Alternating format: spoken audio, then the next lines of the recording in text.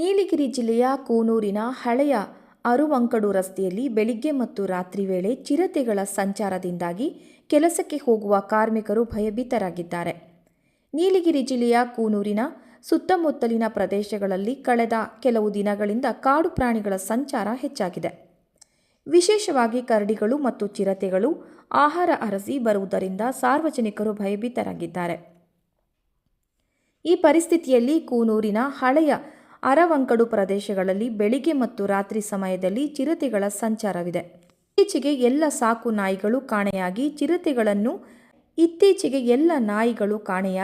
ಚಿರತೆಗಳನ್ನು ಬೇಟೆಯಾಡುತ್ತಿರುವುದು ಬಹಿರಂಗವಾಗಿದೆ. ಈ ಪರಿಸ್ಥಿತಿಯಲ್ಲಿ ಚಿರತೆ ಮತ್ತೆ ರಾತ್ರಿಯಲ್ಲಿ ಈ ಪ್ರದೇಶಗಳಲ್ಲಿ ಬಂದು ಅಲ್ಲಿನ ಕಣ್ಗಾವಲು ಕ್ಯಾಮೆರಾದಲ್ಲಿ ದಾಖಲಾಗಿದೆ. ಈ ಘಟನೆಯು ಪ್ರದೇಶದ ಜನರಲ್ಲಿ ಭಯವನ್ನುಂಟು ಮಾಡಿದೆ. ಇದರಿಂದಾಗಿ ರಾತ್ರಿ ವೇಳೆ ಜನರು ತಮ್ಮ ಮನೆಗಳಿಂದ ಹೊರಬರಲು ಸಾಧ್ಯವಾಗುತ್ತಿಲ್ಲ ಮತ್ತು ಕೆಲಸಕ್ಕೆ ಹೋಗುವ ಕಾರ್ಮಿಕರು ಭಯಭೀತರಾಗಿದ್ದಾರೆ. ಆದ್ದರಿಂದ ಈ ಪ್ರದೇಶಕ್ಕೆ ನಿರಂತರವಾಗಿ ಬರುವ ಚಿರತೆಗಳನ್ನು ಬೋನಿನಲ್ಲಿ ಹಿಡಿಯುವಂತೆ ಜನರು ವಿನಂತಿಸಿದ್ದಾರೆ.